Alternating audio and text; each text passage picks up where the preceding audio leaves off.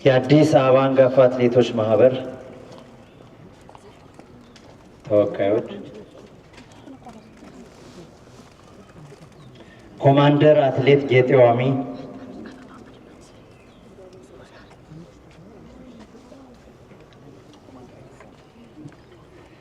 የሃምሳ አለቃ አትሌት አበበች አፈወርቅ፣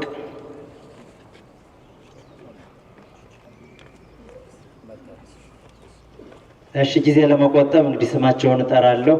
ረዳት ኮሚሽነር ደራርቱ ቱሉ፣ ቮላርና አትሌቶቹ አሰልጣኝ ዳዊት ከቤተሰቦቿ፣ ተሰማ ብሽሮና አትሌቶቹ ማናጀሮች ናቸው። አሰልጣኝ ሀጂ አዴሎና አትሌቶቹ፣ አሰልጣኝ ረፉ ብርሃኑና አትሌቶቹ፣ ጌታ መሳይ ሞላና አትሌቶቹ የአበባ ጉንጉን ያስቀመጡ ናቸው። እናመሰግናለን። የኢትዮጵያ የምክክር ኮሚሽን ኮሚሽነር ፕሮፌሰር መስፍን አርአያ የአበባ ጉንጉን ያስቀምጡ በትህትና እንጠይቃለን።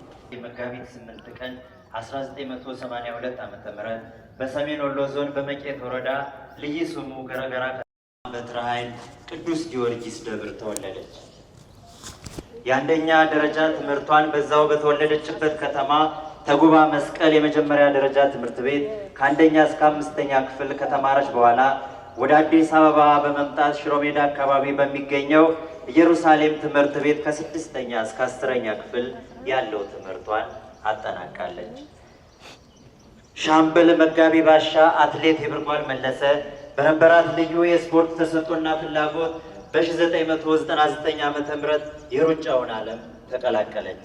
ከዚያም ችሎታዋና ብቃቷን ያዩ ባለሙያዎች በክለብ እንድትታቀፍና ዘመናዊ ስልጠና እንድታገኝ አድርገዋት በመጀመሪያዎቹ ዓመታት በሁለተኛ ዲቪዚዮን ሉሲና አልፋ አትሌቲክስ ክለቦችን ተቀላቅላ ሙያዋንና ብቃቷን በማሻሻል ውጤታማ መሆን ጀመረች።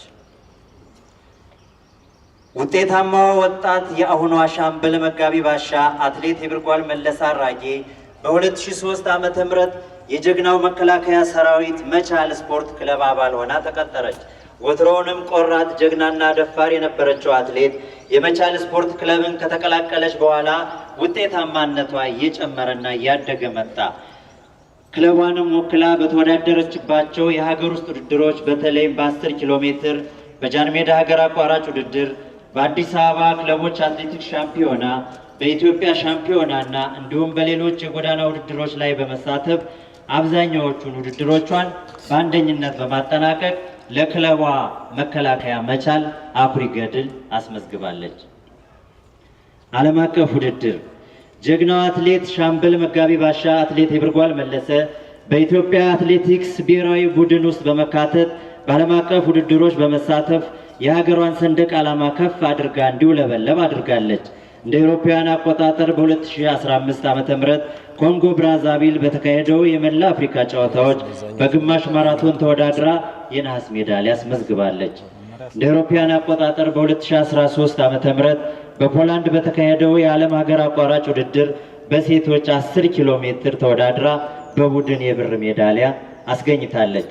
እንዲሁም በሌሎች በርካታ ውድድሮች ሀገሯን በመወከል ውጤታማ የሆነችው ጀግናዋ አትሌት ሻምበል መጋቢ ባሻ አትሌት የብርጓል መለሰ በግል ባካሄደቻቸው የማናጀር ውድድሮች በረጅም ርቀት ሩጫ በርካታ ድሎችን አስመዝግባለች። እንደ አውሮፓውያን አቆጣጠር በ2015 ዓ.ም ሂውስተን ማራቶን፣ ፕራግ ማራቶን፣ ቺካጎ ማራቶን፣ በ2018 ዓ.ም ሻንጋይ ማራቶን የቦታውን ሪከርድ ጭምር በማሻሻል አሁንም እንደ አውሮፓውያን አቆጣጠር በ2018 ዓ.ም ሊዝበን ግማሽ ማራቶንም በማሸነፍ በአንደኝነት አጠናቃለች።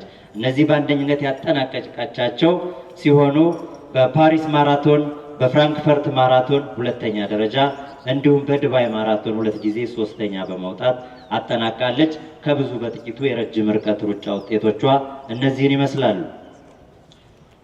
የግል ህይወቷ ሻምበል መጋቢ ባሻ አትሌት የብርጓል መለሰ አራጌ በ2010 ዓመተ ምህረት ከአትሌት ወሰን ዘለቀ ጋር በጋብቻ ተጣምረው ኪሩቤል ወሰንና አቤጊያ ወሰን የተባሉ የ5 እና የ3 ዓመት ወንድና ሴት ልጆችን አፍርተዋል።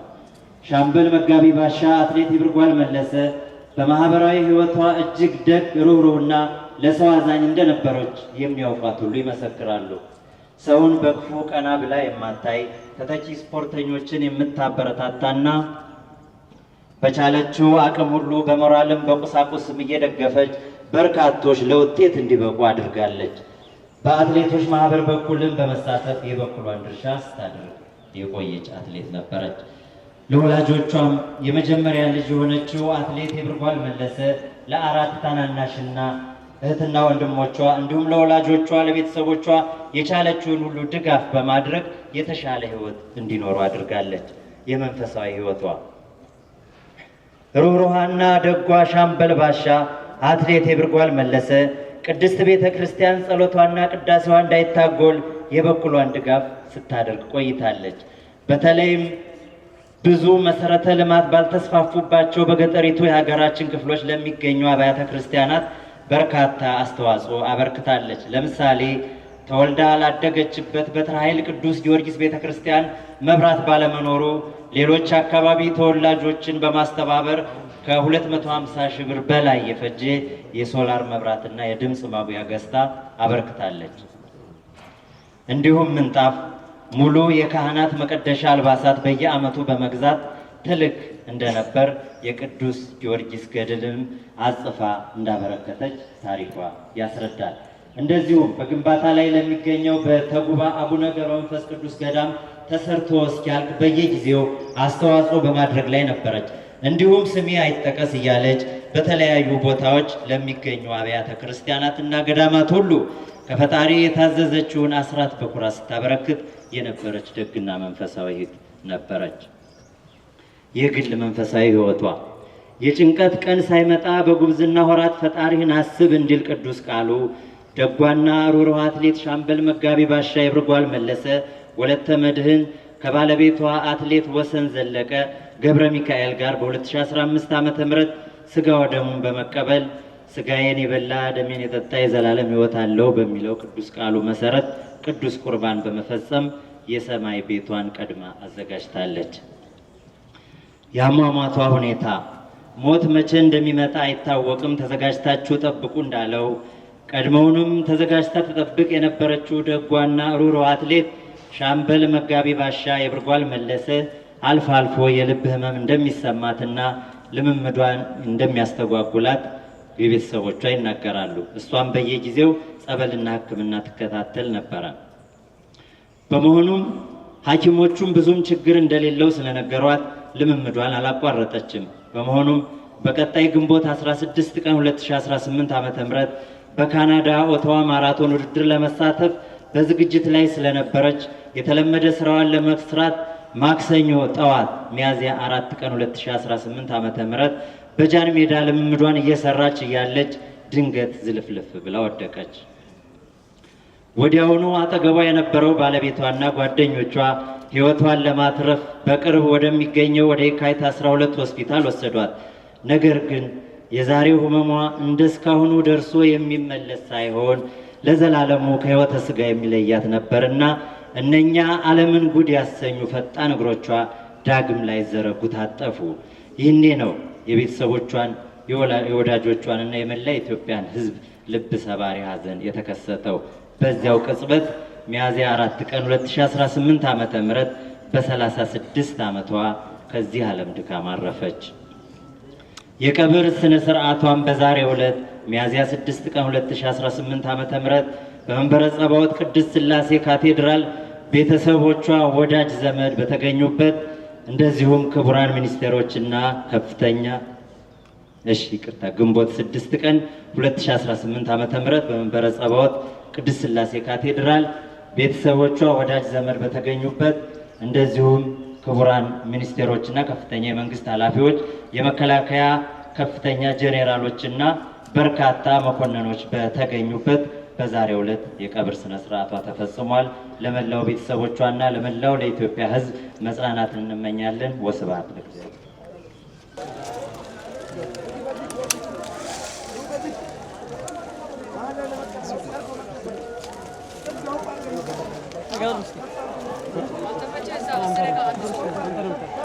Gracias.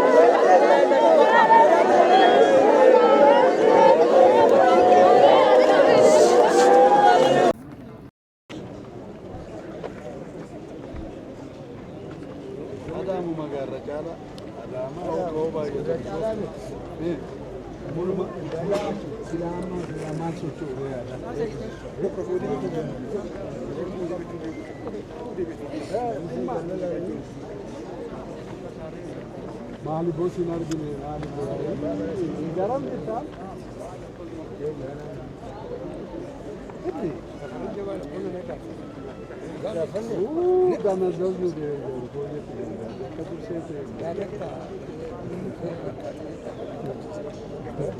Mali bosi dari Rentega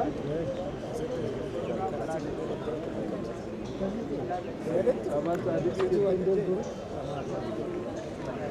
Lati asli ada orang itu.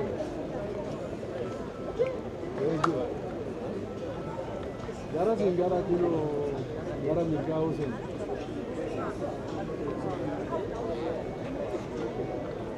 Oh, itu jarak bahkan kita. Jelas kita hantar. Oke. Jarak.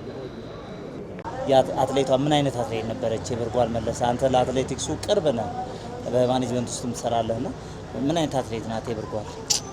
የብርጓል የሷን መግለጽ በጣም ይከብዳል። እውነት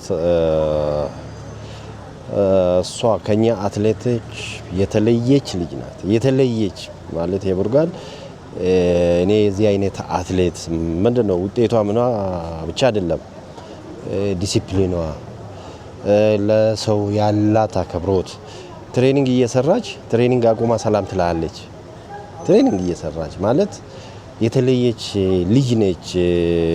ካሉት ታዋቂ አትሌቶች የተለየች በጣም የምንወዳት ልጅ ነች። ግን እሷን ማጣት በጣም ያሳዝናል። ለኢትዮጵያ አትሌቲክስ ምንድነው ዛሬ መርዶ ቀን ነው፣ ብዙዎች አዝነዋል። በኢትዮጵያ አትሌቲክስ ውስጥ የሚፈጥረው ክፍተት የዚህች ውጤታማ ህልፈት ምንድነው? እንዴ ምን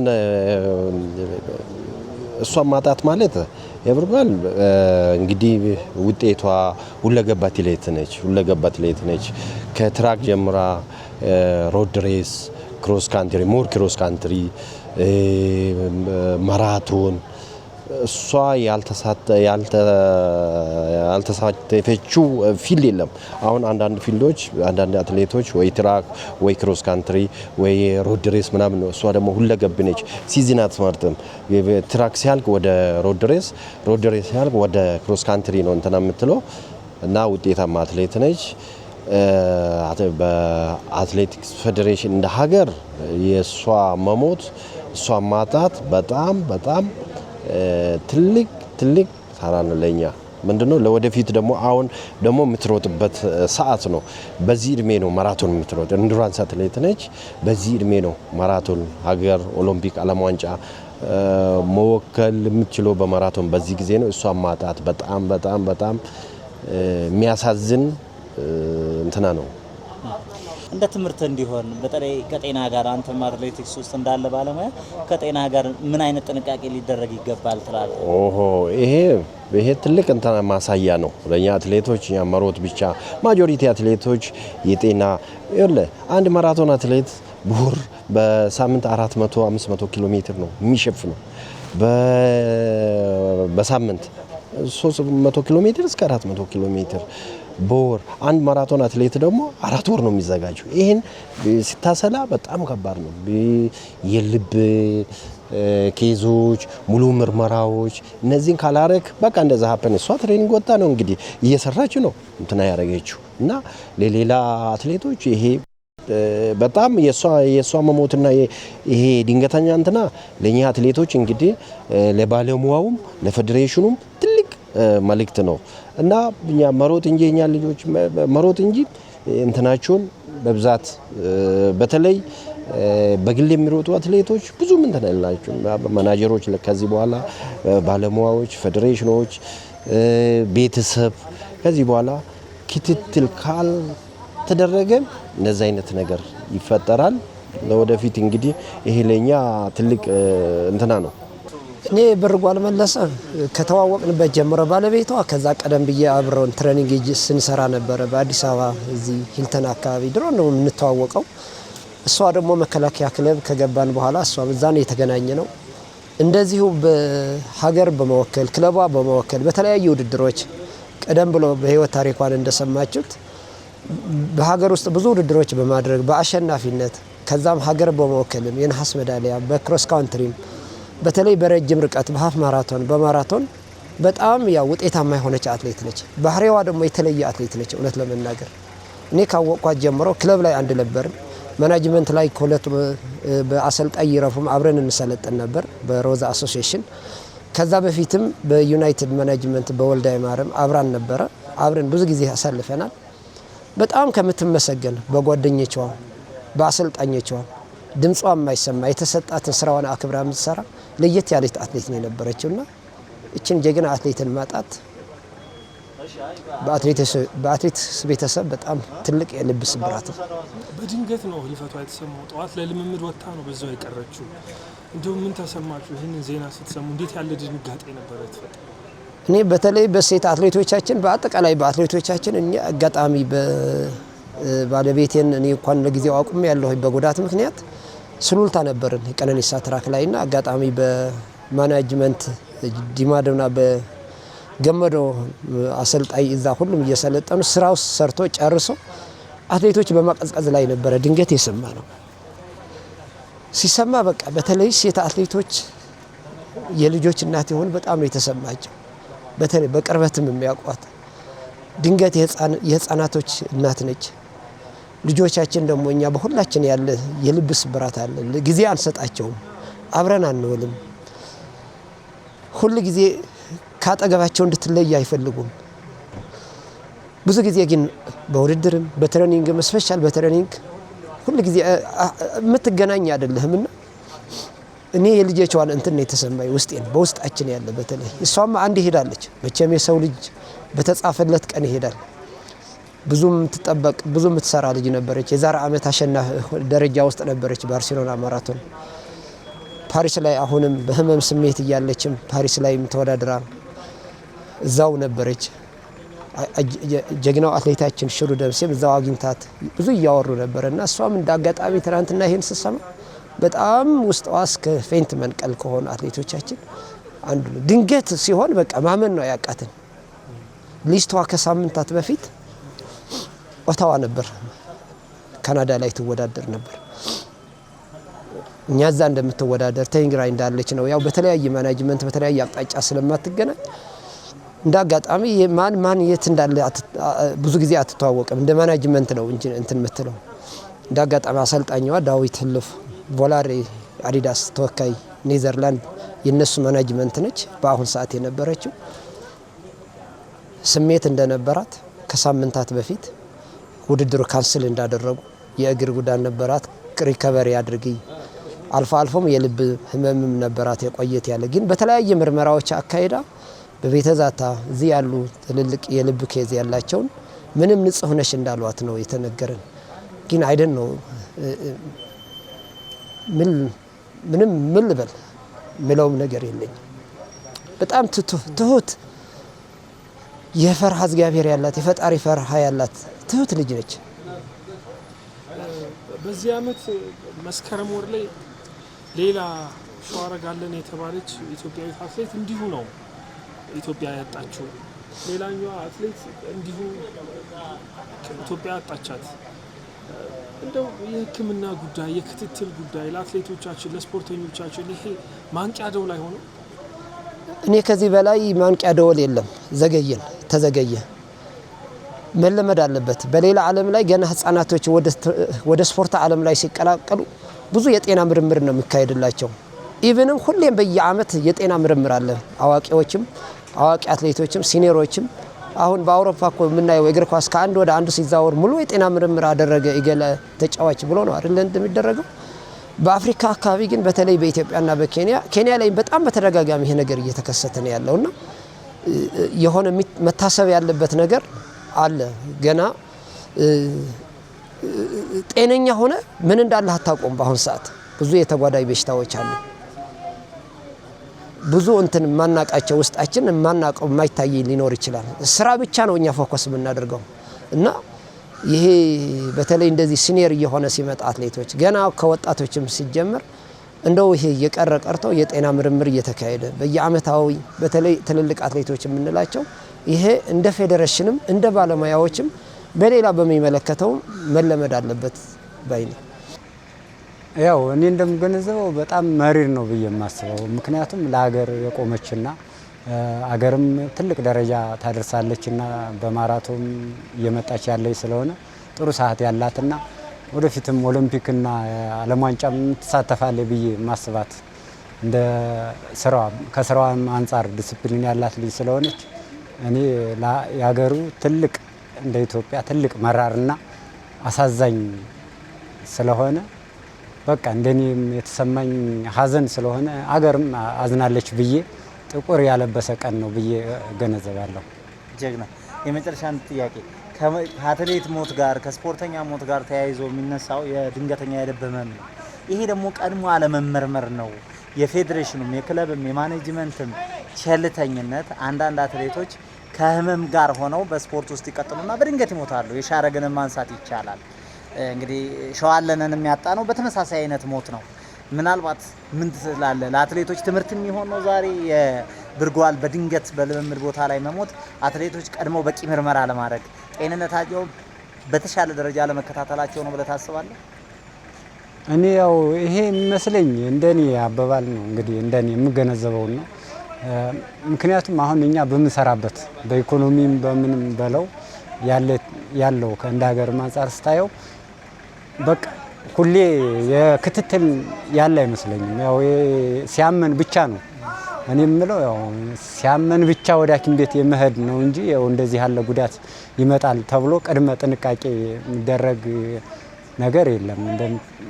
እኔ አሁን ብዙ ነገር እንጁሪ ምንም ይመጣል። የዛን ጊዜ ስራውን ሲያስቆመን ብቻ ነው እኛ ታመናል ብለን የምንናገረው እንጂ ቅድመ ጥንቃቄና ይሄ የልብ ኬዝም ምንም ልጅቷ ምንም ያረገችው ነገር እስከሌለ ድረስ በጤና ላይ እንደ ሌሎች ሀገሮች ያደጉ ሀገሮች የጤና ክትትል ያለ ተደርጎ የተስተካከለ አትሌቶች ቢያንስ በወርም ሆነ በሳምንት ራሳቸውን ማኔጅና ክትትል ቢያደርጉ ይሄ ነገር አይፈጠርም የሚል ግምት አለኝ እንደኔ ማለት ነው።